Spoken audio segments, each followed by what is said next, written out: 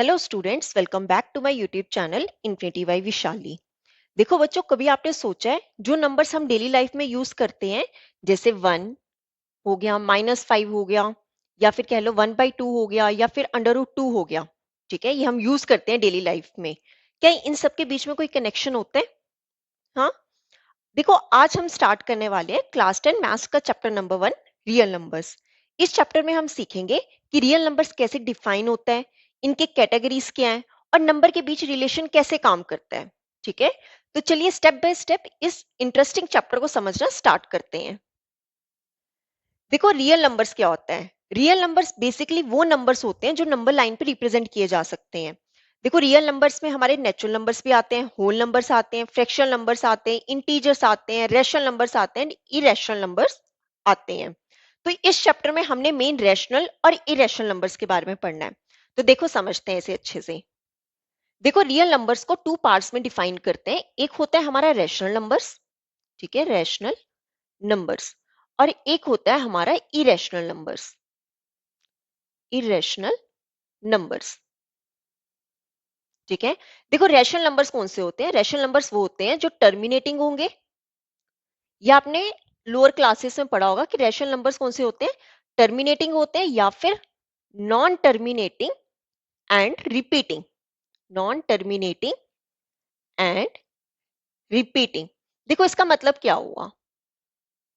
सबसे पहले आपने एक चीज ध्यान रखना है कि रैशनल नंबर्स हमेशा p बाई क्यू फॉर्म में होते हैं। किस फॉर्म में होते हैं? p बाई क्यू फॉर्म में। और इसमें हमारा q हमेशा क्या होता है? नॉन जीरो होता है। q कभी भी जीरो नहीं होता है। अब देखो ये टर्मिनेटिंग और नॉन टर्मिनेटिंग एंड रिपीटिंग क्या होता है? टर्मिनेटिंग वो होता है कि अगर हम p को डिवाइड करें q से, तो वो पूरी की पूरी टर्म क्या हो जाए? कैंसिल हो जाए।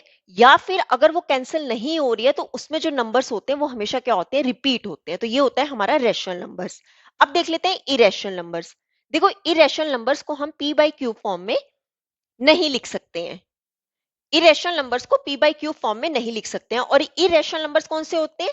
ये होते हैं non terminating, non terminating and non recurring. Non recurring कह लो या फिर नॉन रिपीटिंग कह लो, एक ही बात है। मतलब ये जो है डिवाइड नहीं होगा और इसमें नंबर्स भी जो है वो कभी भी रिपीट नहीं होते हैं। तो उन्हें हम क्या कहते हैं? Irrational numbers. देखो रैशनल नंबर्स में क्या क्या आता है हमारा? एक आता है हमारा नेचुरल नंबर्स, नेचुरल नंबर्स। एक आता है होल नंबर्स। नेक्स्ट आ जाता है इंटीजर्स। एंड लास्ट आ जाता है फ्रैक्शनल नंबर्स। लिख लो, उसका डेसिमल भी बता देती हूँ मैं। फ्रैक्शनल नंबर्स एंड लास्ट आता है डेसिमल्स। ये सारे जो नंबर्स हैं ये किस में आते हैं? हमारे रैशनल नंबर्स में आते हैं। मतलब हमारे all natural numbers, whole numbers, integers, fractional numbers and decimals, ये सारे हमारे क्या होते हैं? रैशनल नंबर्स होते हैं। तो अब सबसे पहले हम देख लेते हैं नेचुरल नंबर्स क्या होते हैं, होल नंबर्स क्या होते हैं, इंटीजर्स क्या होते हैं, फ्रैक्शनल नंबर्स क्या होते हैं एंड डेसिमल्स क्या होते हैं। देखो नेचुरल नंबर्स हमेशा कहाँ से स्टार्ट होते हैं? 1 से। 1 2 3 इन्फिनिटी तक जितने भी नंबर्स हैं वो सारे क्या होते हैं? नेचुरल नंबर्स होते हैं। ठीक है, होल नंबर्स क्या होते हैं? सेम नेचुरल नंबर्स होते हैं, बस होल नंबर में जीरो भी आता है। 0 1 2 3 सो ऑन, ये सारे हमारे क्या होते हैं? होल नंबर्स होते हैं। देन आता है इंटीजर्स। इंटीजर्स में आपके ऑल नेगेटिव नंबर्स भी आते हैं, जीरो भी आता है एंड ऑल पॉजिटिव नंबर्स भी आते हैं। तो इंटीजर्स हमारे कौन से नंबर होते हैं? इन्फिनिटी, माइनस इन्फिनिटी तक अगर हम जाएं तो कितना होगा? -2, -1, 0, 1, 2 सो ऑन, जितने भी नंबर्स हैं वो सारे क्या होते हैं? इंटीजर्स होते हैं। फ्रैक्शनल नंबर्स कौन से होंगे? जो p बाई क्यू फॉर्म में होंगे, जैसे 1/2, 3/4, -7/8, चाहे वो प्लस में है चाहे वो माइनस में, ये सारे क्या होते हैं? फ्रैक्शनल नंबर्स होते हैं। अब हम देखें डेसिमल्स कौन से होते हैं। डेसिमल हो गए पॉइंट वाले, जितने भी 0.4 ले लो, जैसे 7.82 ले लो, जैसे सो ऑन इन्फिनिटी ऐसे नंबर्स हैं जो डेसिमल नंबर्स होते हैं। क्लियर? तो यहां से हमें क्या पता चल रहा है कि जितने भी natural numbers, whole numbers, integers, fractional numbers and decimals, ये सारे हमारे क्या होते हैं? Rational numbers. रैशनल नंबर्स को हम p बाई क्यू फॉर्म में लिखते हैं। और इसमें q जो है मींस डिनोमिनेटर जो है वो कभी भी जीरो नहीं होता है। और रैशनल नंबर्स हमेशा टर्मिनेटिंग होते हैं and non terminating and repeating होते हैं। या तो वो पूरा का पूरा डिवाइड करने पे खत्म हो जाएगा, या फिर अगर वो डिवाइड करने पे खत्म नहीं हो रहा है तो नंबर्स आगे जाके क्या हो जाते हैं? रिपीट हो जाते हैं। क्लियर? तो ये था हमारा रैशनल नंबर्स। अब इरेशनल नंबर्स मैंने आपको क्या बताया था कि ये p बाई क्यू फॉर्म में नहीं होते हैं। ठीक है, p बाई क्यूब फॉर्म में यहाँ पे जीरो लिखने की जरूरत नहीं है, p बाई क्यूब फॉर्म में नहीं होते हैं। और इरेशनल नंबर्स हमेशा non terminating and non recurring होते हैं। अब कुछ हम एग्जांपल्स देख लेते हैं इरेशनल नंबर्स की। जैसे देखो, पाई जो है, ठीक है, पाई जो है ये हमेशा क्या होता है कि इरेशनल नंबर होता है। जैसे under root 2, under root 3, under root 5, ये सारे क्या हैं, इरेशनल नंबर्स हैं। या फिर अगर मैं एक एग्जांपल दूं non terminating and non recurring का, तो जैसे ले लो 0.01, 001, 0001, फिर 4 टाइम 0 लगा के 1 एंड सो ऑन। मतलब ये जो नंबर है ये रिपीट नहीं हो रहा है, ठीक है। क्यों नहीं रिपीट नहीं हो रहा है? पहले 1 0 है, देन डबल 0 आ रहा है, देन 3 टाइम 0 आ रहा है, यहाँ पे 4 टाइम 0 आएगा, ठीक है, एंड सो ऑन। ये ऐसे नंबर्स चल रहे हैं जो कि रिपीट नहीं हो रहे हैं और ना ही ये नंबर खत्म हो रहा है। तो ये हमारा क्या होगा, इरेशनल नंबर होगा। क्लियर? तो एक छोटा सा कॉन्सेप्ट सीख लेते हैं रियल नंबर्स का। देखो, जो हमने रैशनल और इरेशनल नंबर सीखा, वहां से हमें क्या पता चल रहा है कि रियल नंबर्स क्या होते हैं। रियल नंबर्स होता है union of both rational numbers, and irrational numbers.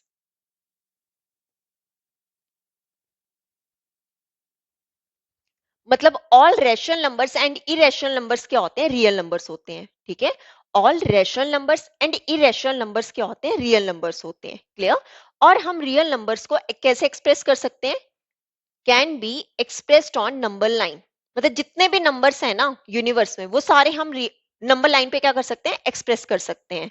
तो real numbers can be expressed on number line. Clear? देखो, रियल नंबर्स आपके पॉजिटिव भी होते हैं और नेगेटिव भी होते हैं। जैसे ये नंबर लाइन है, ठीक है, इसमें जीरो भी होगा, ऑल पॉजिटिव नंबर्स भी होंगे, ऑल नेगेटिव नंबर्स भी होंगे, ठीक है। तो रियल नंबर्स में सारे पॉजिटिव और नेगेटिव नंबर्स होते हैं। क्लियर? तो अभी तक हमने सीखा कि रियल नंबर्स क्या होते हैं। अब हम देखते हैं प्राइम नंबर्स, ठीक है। नेक्स्ट हम सीखेंगे कि प्राइम नंबर्स क्या होते हैं। देखो, प्राइम नंबर्स क्या होते हैं, इसमें हमेशा कोई भी जो नंबर है उसके एग्जैक्टली टू फैक्टर्स होते हैं, ठीक है। प्राइम नंबर के एग्जैक्टली टू फैक्टर्स होते हैं। और वो फैक्टर्स कौन कौन से होते हैं, एक होता है वन और दूसरा number itself, one and number itself, ठीक है। प्राइम नंबर्स के हमेशा टू फैक्टर्स होते हैं और वो टू फैक्टर्स कौन से होते हैं, एक होता है वन और दूसरा कौन सा होता है, नंबर इटसेल्फ। क्लियर? जैसे एग्जांपल देख लेते हैं, 2, 3, 5 ले लो, 7, 7 के बाद आ जाओ 11, 13, 17, 19, सो ऑन। ऐसे इन्फिनिटी नंबर्स हैं जो कि प्राइम नंबर्स हैं। अब आपने क्या देखना है कि ये जो मैंने लिखे हुए हैं, क्या इनके एग्जैक्टली टू फैक्टर्स आ रहे हैं। अगर हम टू चेक करें, ठीक है, टू किस किस से डिवाइड हो सकता है, या तो वन से हो सकता है या खुद के टेबल से, ठीक है, या तो वन से या खुद के नंबर इटसेल्फ मींस वही नंबर। नेक्स्ट हम थ्री ले, ठीक है, थ्री के फैक्टर्स कौन कौन से होंगे, वन और दूसरा खुद होगा वो। 5 ले तो 5 का कौन सा होगा, वन और दूसरा वो खुद होगा। अगर मैं यहाँ पे 4 ले लेती, क्या 4 जो है वो फैक्टर हो सकता है, मतलब प्राइम नंबर हो सकता है। देखो, 4 जो है ये 1 से भी डिवाइड होगा, 2 से भी होगा और खुद के टेबल 4 से भी। अब यहाँ पे इसके कितने फैक्टर्स आ रहे हैं, 3 फैक्टर्स आ रहे हैं। पर हमने पढ़ा है कि प्राइम नंबर के कितने फैक्टर्स होते हैं, 2 फैक्टर्स होते हैं, तो इसलिए 4 हमारा प्राइम नंबर नहीं होगा। क्लियर? तो या हमने यहाँ पे समझा कि प्राइम नंबर क्या होते हैं, जिनके एग्जैक्टली टू फैक्टर्स होते हैं, एक तो वन होगा, दूसरा जो खुद नंबर होगा वो होगा। क्लियर? अब यहाँ पे एक कॉन्सेप्ट और आपने याद रखना है कि वन जो है, one is not a prime number, ठीक है। One is not a prime number, one कभी भी प्राइम नंबर नहीं होता है। दूसरा आपने कॉन्सेप्ट याद रखना है कि two is the only even prime number. ये आपको पता होना चाहिए कि सिर्फ और सिर्फ टू एक ऐसा इवन, टू ही जो है वो एक इवन प्राइम नंबर है। बाकी 3, 5, 7 जितने भी होंगे वो सारे ऑड नंबर्स होंगे, ठीक है, ऑल ऑड नहीं, ऑड नंबर्स होंगे जो कि प्राइम नंबर होंगे, पर सिर्फ और सिर्फ टू जो है वो इवन प्राइम नंबर होता है। क्लियर? तो ये था हमारा प्राइम नंबर्स। अब हम समझ लेते हैं कंपोजिट नंबर्स। देखो, कंपोजिट नंबर कौन से होते हैं, कंपोजिट नंबर वो होते हैं जिनके मोर देन टू फैक्टर्स होते हैं, ठीक है। जिनके मोर देन टू फैक्टर्स होते हैं वो क्या होते हैं, कंपोजिट नंबर। और जिनके ओनली टू फैक्टर्स होते हैं वो क्या होते हैं, प्राइम नंबर्स, ठीक है। अब जैसे कंपोजिट नंबर के एग्जांपल देख लेते हैं। जैसे एग्जांपल हो गया 4, 6, 8, 9, 10, 12, 15 सो ऑन। बहुत सारे ऐसे नंबर्स हैं जो कि क्या है, कंपोजिट नंबर है। ठीक है, आपने बस इतना याद रखना है, प्राइम नंबर्स में हमेशा टू फैक्टर्स होते हैं, और जिनके मोर देन टू फैक्टर्स होते हैं वो हमारे क्या होते हैं, कंपोजिट नंबर्स। क्लियर?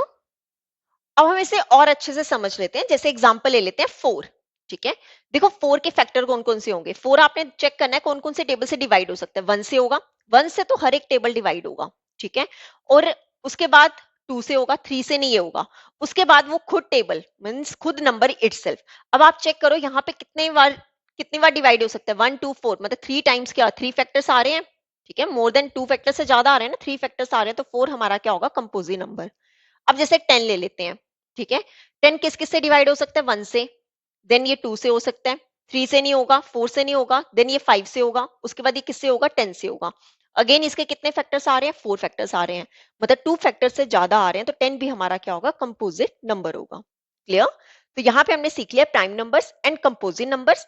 अब हम देख लेते हैं फंडामेंटल थ्योरम ऑफ अर्थमेटिक। ठीक है, देखो हमारी थ्योरम 1.1 है, फंडामेंटल थ्योरम ऑफ अर्थमेटिक।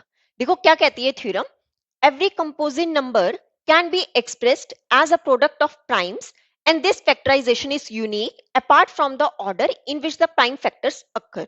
देखो क्या कहा है इस थ्योरम में कि हर एक कंपोजिट नंबर को हम प्राइम नंबर के प्रोडक्ट के फॉर्म में लिखा जा सकता है। ठीक है, हर एक कंपोजिट नंबर को प्राइम नंबर्स के प्रोडक्ट के फॉर्म में लिखा जा सकता है, और वो जो लिखने का वे होगा वो हमेशा क्या होता है, यूनिक होता है। ठीक है, उसमें ऑर्डर चेंज हो सकता है प्राइम नंबर्स का, पर लिखने का वे हमेशा क्या होता है, यूनिक होता है। क्लियर? अब देखो ये थ्योरम हम एक एग्जांपल से समझते हैं। देखो एग्जांपल लूं अगर मैं 60। ठीक है, तो पहला ऐसे करते हैं, 60 के प्राइम फैक्टर्स निकाल लेते हैं। प्राइम फैक्टर्स कैसे निकालते हैं, सबसे छोटे टेबल से आपने स्टार्ट करना होता है। तो ये सबसे छोटे टेबल 2 से डिवाइड हो सकता है। 230 का कितना होता है, 60। देन अगेन ये 2 के टेबल से डिवाइड हो जाता है 215 का। अब ये 3 के टेबल से होगा 3 5 का एंड 5 1 का। तो हमारे 60 के फैक्टर्स क्या आए हैं, अब चेक करो, हमारे 60 के फैक्टर्स आए हैं 2 मल्टीपल 2 मल्टीपल 3 मल्टीपल 5। ठीक है, ये हमारे फैक्टर्स आए हैं। अब आपने चेक करना है कि ये जो 2 3 5 ये तीनों क्या है, प्राइम नंबर्स हैं। ठीक है, इसमें इनके 2 3 और 5 ये हमारे तीनों क्या हैं, प्राइम नंबर्स हैं। तो यहां से हमें क्या पता चल रहा है कि हर एक कंपोजिट नंबर जो है वो किसका प्रोडक्ट होता है, प्राइम नंबर्स का प्रोडक्ट होता है। अब यहां से तो हमें यहां तक समझ आ गया कि प्रोडक्ट ऑफ प्राइम्स होता है। आगे उसने कहा है कि जो फैक्टराइजेशन है वो हमेशा क्या होता है, यूनिक होता है। ठीक है, यहां से हमें पता चल रहा है कि हर एक कंपोजिट नंबर के फैक्टर जो है वो डिफरेंट होंगे और वो प्रोडक्ट ऑफ प्राइम्स होंगे। क्लियर? अब देखो ये जो फैक्टर्स आए हैं, मैं इन्हीं फैक्टर को ऐसे भी लिख सकती हूँ, 5 मल्टीपल 3 मल्टीपल 2 मल्टीपल 2, या फिर मैं इसके फैक्टर्स ऐसे भी लिख सकती हूँ, 5 मल्टीपल 2 मल्टीपल 2 मल्टीपल 3। मतलब जैसे मर्जी लिखो, ऑर्डर चेंज कर सकते हैं हम। ठीक है, ऑर्डर चेंज कर सकते हैं, पर प्राइम्स तो सेम ही रहेंगे, प्राइम्स तो डिफरेंट नहीं होंगे। तो यही हमारी थ्योरम क्या है, 1.1, कि हर एक कंपोजिट नंबर को हम कैसे लिख सकते हैं, प्रोडक्ट के फॉर्म में, प्राइम नंबर के प्रोडक्ट के फॉर्म में लिखा जा सकता है। और उनका ऑर्डर जो है अगर हम वो चेंज कर रहे हैं, पर प्राइम नंबर्स हमेशा क्या रहते हैं, सेम रहते हैं। ठीक है, तो ये हो गई हमारी थ्योरम 1.1 कि ऑर्डर चेंज हो सकता है पर प्राइम नंबर्स हमेशा क्या रहते हैं, सेम रहते हैं। क्लियर? तो ये थी हमारी थ्योरम 1.1। अब हम नेक्स्ट देखते हैं LCM and HCF using prime factorisation. देखो प्राइम फैक्टराइजेशन के हेल्प से हम एलसीएम एंड एचसीएफ कैसे निकाल सकते हैं। देखो इसे करने से पहले सबसे पहले हम देखते हैं एलसीएम क्या होता है और एचसीएफ क्या होता है। देखो एलसीएम, एलसीएम क्या होता है, लीस्ट कॉमन मल्टीपल। क्या होता है, लीस्ट कॉमन मल्टीपल। ठीक है, और एचसीएफ क्या होता है, highest common factor. Highest common factor, ये सबसे पहले आपको पता होना चाहिए एलसीएम एंड एचसीएफ होता क्या है। अब हम क्या करेंगे, एक एग्जांपल लेते हैं और वहां से हम फाइंड करते हैं कि एलसीएम एंड एचसीएफ निकालते कैसे हैं। तो देखो एग्जांपल लेते हैं 12 एंड 18, मतलब दो नंबर्स हैं हमारे पास 12 एंड 18, इसका हमें क्या निकालना है, एलसीएम निकालना है और एचसीएफ निकालना है। तो देखो कैसे करेंगे, सबसे पहले हम क्या करेंगे, इनके फैक्टर्स निकाल लेते हैं। 12 के भी फैक्टर्स निकाल लो प्राइम फैक्टराइजेशन से और 18 के भी निकाल लो। हम हमेशा छोटे टेबल से स्टार्ट करते हैं। देखो ये 2 के टेबल से डिवाइड हो जाएगा, 2 6 का 12, यहाँ पे 2 3 का 6 एंड 3 1 का 3। तो हमारे 12 के फैक्टर्स क्या क्या आए हैं, 2 मल्टीपल 2 मल्टीपल 3। अब 18 के चेक कर लो, 18 के कितने होंगे, ये 2 के टेबल से डिवाइड हो जाएगा, 2 9 का 18, 3 3 का 9 एंड 3 1 का 3। तो हमारे 18 के फैक्टर्स क्या आए हैं, 2 मल्टीपल 3 मल्टीपल 3। अब देखो हम इसे और शॉर्ट फॉर्म में लिख सकते हैं। कैसे लिखेंगे? आपने चेक करना है कि कौन कौन से डिजिट जो हैं वो रिपीट हो रहे हैं। यहाँ पर 2 जो है वो रिपीट हो रहा है, तो उसे 1 टाइम लिख दो। अब कितने बार रिपीट हो रहा है उतने टाइम्स आपने ऊपर क्या लगा देनी है? पावर लगा देनी है। 1 2 2 टाइम्स रिपीट हो रहा है तो पावर कितनी लगा दो? 2। जो रह गया उसे लिख दो साथ में। सिमिलरली यहाँ पे 2 तो 1 टाइम है, इसको वैसे ही रहने दो। मल्टीपल 3 रिपीट हो रहा है, कितने टाइम्स रिपीट हो रहा है? 2 टाइम्स रिपीट हो रहा है तो ऊपर पावर लगा दो 2। तो हमारे 12 के फैक्टर्स के आगे 2 का स्क्वायर मल्टीपल 3 और 18 के फैक्टर्स के आगे 2 मल्टीपल 3 का स्क्वायर। देखो हम सबसे पहले निकालते हैं एचसीएफ। अब यहाँ पर एचसीएफ क्या होगा? यहाँ पर आपको छोटे से कॉन्सेप्ट याद रखने हैं कि जब भी हमें एचसीएफ फाइंड करना है, ठीक है, जब भी हमें एचसीएफ फाइंड करना है, आपने क्या लेना है? कॉमन प्राइम फैक्टर लेना है। कॉमन प्राइम फैक्टर लो, ठीक है, मिनिमम पावर के साथ। मिनिमम पावर के साथ। देखो एचसीएफ आपने कैसे निकालना है? आपने हमेशा देखना है कि दोनों में कॉमन क्या है। जो कॉमन है उसे लिख लो और पावर आपने कौन सी लगानी है? जिसकी पावर मिनिमम होगी, मींस जिसकी पावर छोटी होगी। अब आप देखो यहाँ पर कॉमन क्या आ रहा है? 2 कॉमन आ रहा है दोनों में, तो 2 लिख लो। मिनिमम पावर कितनी है? जिसके ऊपर कुछ नहीं होता है, जिसके ऊपर कुछ नहीं होता है उसके ऊपर पावर कितनी होती है? 1 होती है, ठीक है, इतना याद रखना। कितनी होती है? 1। अब मिनिमम पावर कितनी है? 1, तो 2 की पावर कितना आ जाएगा? 1। अब देखो 3 कॉमन आ रहा है, दोनों में 3 कॉमन आ रहा है। मिनिमम पावर कितनी है? 1, ठीक है, यहाँ पे 2 बड़ी है, ये 1 छोटी है, तो आपने मिनिमम पावर लिख लेनी है। 2 की पावर 1 कितना होता है? 2 मल्टीपल 3 की पावर 1 कितना होगा? 3। तो हमारा एचसीएफ कितना हो जाएगा? 2 3 का 6। हमारा एचसीएफ कितना आ गया? 6। क्लियर? आपने बस इतना याद रखना है कि जब भी हमें एचसीएफ फाइंड करना है तो आपने कॉमन प्राइम फैक्टर लेना है और जो उसकी पावर लेनी है वो हमेशा कौन सी लेनी है? मिनिमम लेनी है। एचसीएफ हमेशा क्या होता है? छोटा होता है। ओके, तो अब निकालते हैं एलसीएम। ठीक है, देखो एलसीएम में आपने हमेशा क्या करना होता है? हाईएस्ट पावर लेनी होती है। एलसीएम में आपने हाईएस्ट हाईएस्ट पावर लेनी होती है। एचसीएफ हमेशा छोटा आता है और एलसीएम हमेशा बड़ी वैल्यू आती है, ठीक है। एलसीएम में आप हमेशा क्या लेते हो? हाईएस्ट पावर लेते हो। किसके? जो कॉमन होते हैं। ऑल फैक्टर्स जो रिमेनिंग रहेंगे वो तो लेंगे लेंगे, प्लस जो कॉमन वाली वैल्यू है, कॉमन प्राइम फैक्टर है, उसकी आपने हमेशा क्या लेनी होती है? हाईएस्ट पावर लेनी होती है।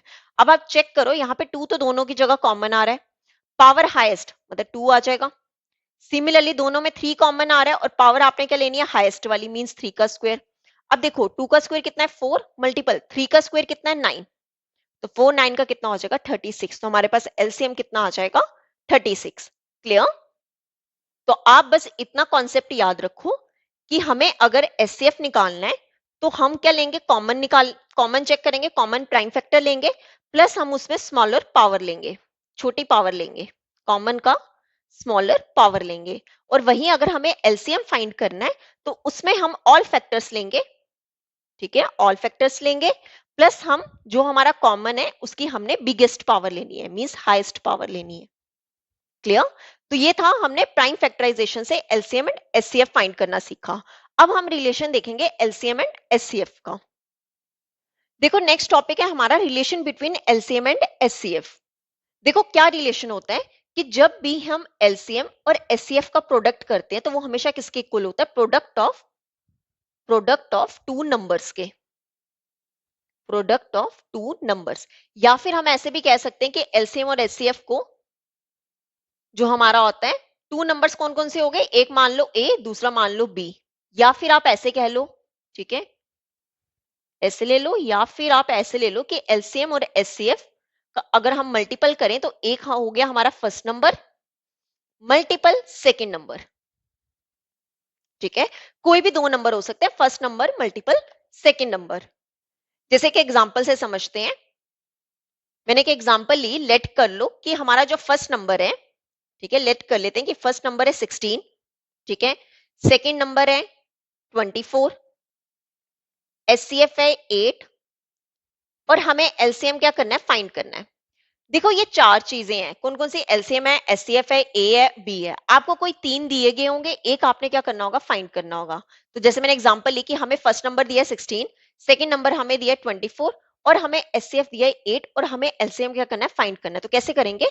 आप यूज करोगे फॉर्मूला। क्या फॉर्मूला होता था? LCM multiple HCF is equal to a multiple b, या फिर first number multiple second number लिख लो। देखो एलसीएम हमें फाइंड करना है, इसे ऐसे ही रहने दो। एचसीएफ कितना है 8 is equal to first number कितना है 16 मल्टीपल सेकेंड नंबर कितना है 24। ठीक है, अब देखो यहां पर 8 ले जाओ डिनोमिनेटर में, तो एलसीएम कितना होगा 16 मल्टीपल 24 को ऐसे ही रहने दो, डिवाइड में ले आओ 8। ठीक है, 8 नीचे आ जाएगा। अब ये 8 के टेबल से कैंसिल, 8 1 का 8 2 का कितना होता है 16, तो एलसीएम कितना हो जाएगा 2 को 24 से मल्टीपल करोगे ये हो जाएगा 48, तो हमारे पास एलसीएम कितना आ गया 48। क्लियर? तो ये था हमारा रिलेशन किसके बीच में, एलसीएम और एचसीएफ के बीच में। क्लियर? तो अब देख लेते हैं इस चैप्टर के थ्योरम 1.2।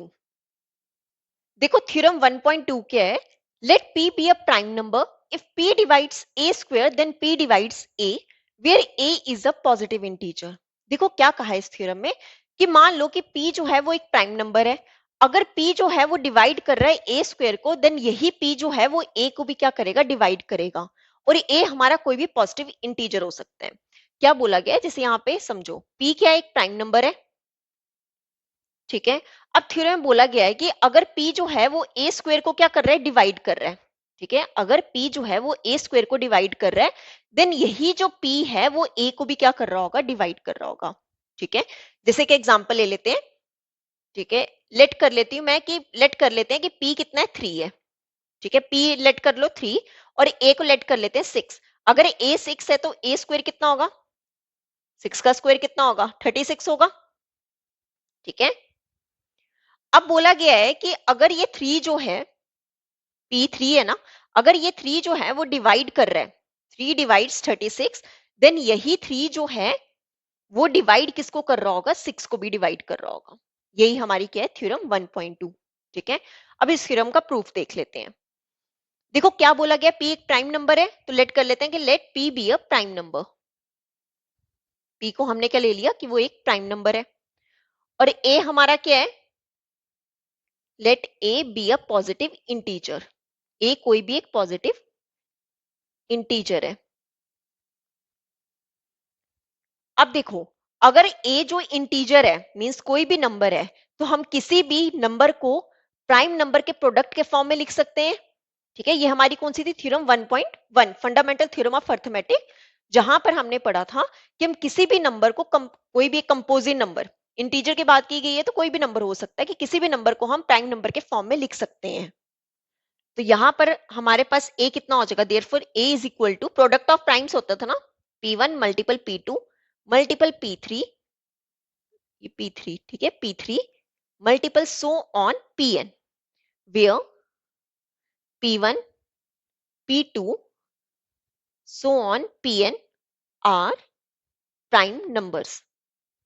हमने इस नंबर को क्या किया, प्राइम नंबर्स के प्रोडक्ट के फॉर्म में लिख दिया। किसको, a को। a हमारा क्या था, कोई भी इंटीजर था। अब आप देखो ये हमारे पास a है, अगर मैं इसका a स्क्वायर निकालूं तो वो कितना होगा, दोनों साइड स्क्वेयरिंग हो जाएगी। मतलब अगर यहाँ पे स्क्वायर लगाया तो इस पूरे पे भी स्क्वायर आ जाएगा, मतलब p1 multiple p2 multiple p3 multiple so on pn का स्क्वायर। ठीक है, अब देखो यहां पर हम क्या करेंगे, अलग अलग स्क्वायर कर देंगे। एक बार क्या आ जाएगा p1 का स्क्वायर मल्टीपल में p2 का स्क्वायर, हर एक पे स्क्वायर कर दो, p3 का square multiple so on pn का स्क्वायर। ठीक है, ए स्क्वायर हमारे पास कितना आ गया p1 का स्क्वायर। अगर हमारे पास स्क्वायर कर रहे हैं तो ये जो प्राइम नंबर्स हैं, ठीक है, प्रोडक्ट ऑफ प्राइम्स है, इनका भी क्या हो जाएगा स्क्वायर हो जाएगा। अब देखो हमें क्या बोला गया थ्योरम में कि p जो है वो a स्क्वायर को क्या कर रहा है डिवाइड कर रहा है, क्या कर रहा है a स्क्वायर को डिवाइड। तो यहाँ पे लिख लेते हैं पहले, given that p divides a square. ये हमें गिवन है कि p जो है वो a स्क्वायर को डिवाइड कर रहा है। अगर p जो है वो a स्क्वायर को डिवाइड कर रहा है, देयरफॉर मतलब p जो है is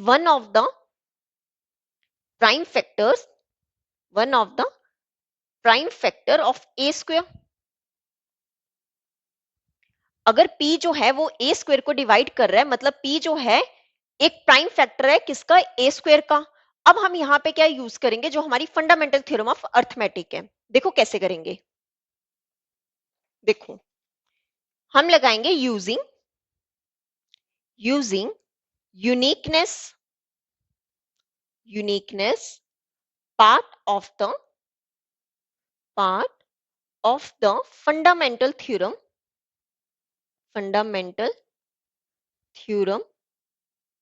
of arithmetic. Fundamental theorem of arithmetic. So P is one of P1, P2, so on Pn.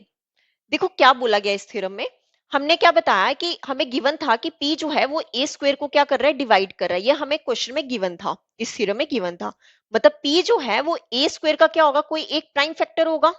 ठीक है, P जो है वो प्राइम फैक्टर होगा किसका, ए स्क्वायर का। अब देखो हमने यहाँ पे क्या यूज किया, जो हमारी थ्योरम 1.1 थी, फंडामेंटल थ्योरम ऑफ अर्थमेटिक। यहाँ पर अगर हम अर्थमेटिक, ये fundamental theorem of arithmetic use करेंगे, मतलब जो P है, जो एक P है, वो P1, P2, P3, Pn तक कोई ना कोई एक क्या होगा, P होगा। मतलब यही P जो है वो इनमें से कोई ना कोई एक होगा। ठीक है, कोई ना कोई एक प्राइम नंबर होगा। अब मैंने क्या बताया था कि P जो है प्राइम नंबर है, A क्या है, पॉजिटिव इंटीजर है। अब P जो है वो इन्हीं में से कोई एक है, मतलब ये जो हमारा A होगा वो भी इन्हीं में से कोई एक होगा। तो यहां पे क्या लिखेंगे, since A is equal to P1 multiple P2 multiple P3 multiple so on. ये हमने क्या लिया था, A लिया था। अब यही P जो है वो इनमें से कोई एक है। अगर P जो है वो A स्क्वायर को डिवाइड कर रहा होगा, तो यही P जो है वो A को भी क्या कर रहा होगा, डिवाइड कर रहा होगा। तो यहां से हम क्या कह सकते हैं, देयरफॉर P डिवाइड्स A। ठीक है, यही थे हमारी थ्योरम 1.2। आपने बस इतना याद रखना है कि अगर P जो है वो ए स्क्वायर को डिवाइड कर रहा है, तो थ्योरम हमारी 1.1 क्या कहती है कि जो हमारा प्राइम नंबर है वो इन्हीं में से कोई ना कोई एक होगा। अब यही जो P है, हमने क्या लिया था, ए का P जो है वो इन्हीं का है, P1, P2। मतलब ये जो A है वो P के इक्वल हो गया। मतलब P जो है वो A को क्या कर रहा होगा, डिवाइड कर रहा होगा। क्लियर। तो ये थी हमारी थ्योरम 1.2। अब हम इस चैप्टर के लास्ट थ्योरम देख लेते हैं, थ्योरम 1.3, जो कि बहुत इंपॉर्टेंट थ्योरम है आपके एग्जाम पॉइंट ऑफ व्यू से। देखो थ्योरम 1.3 है, हमें प्रूव करना है अंडर रूट 2 क्या है, इरेशनल है। ये हमें प्रूव करना है इस थ्योरम में। ये बहुत इंपॉर्टेंट थ्योरम है और बहुत बार आपके एग्जाम में आ चुकी हुई है। ठीक है, देखो कैसे हमें इरेशनल प्रूव करना है। इरेशनल मैंने आपको क्या बताया था, जो पी बाई क्यू फॉर्म में, पी बाई क्यू फॉर्म में जिसे नहीं लिखा जा सकता है, वो हमारा क्या होता है, इरेशनल होता है। अब हमें प्रूव क्या करना है, अंडर रूट 2 क्या है, इरेशनल है। देखो हमें इरेशनल प्रूव करना है, तो हम लेट करके चलेंगे कि अंडर रूट 2 जो है वो हमारा रेशनल है। ठीक है, देखो कैसे करेंगे, क्या लिखेंगे पहले, लेट अस एज्यूम दैट, हम एज्यूम कर लेते हैं कि जो अंडर रूट 2 है वो रेशनल है। अगर वो रेशनल है तो हम उसे पी बाई क्यू फॉर्म में लिख सकते हैं। तो यहां से हम अंडर रूट 2 को कैसे लिख सकते हैं, ए बाई बी लिख लो या फिर पी बाई क्यू लिख लो, जो आपको इजी लगे।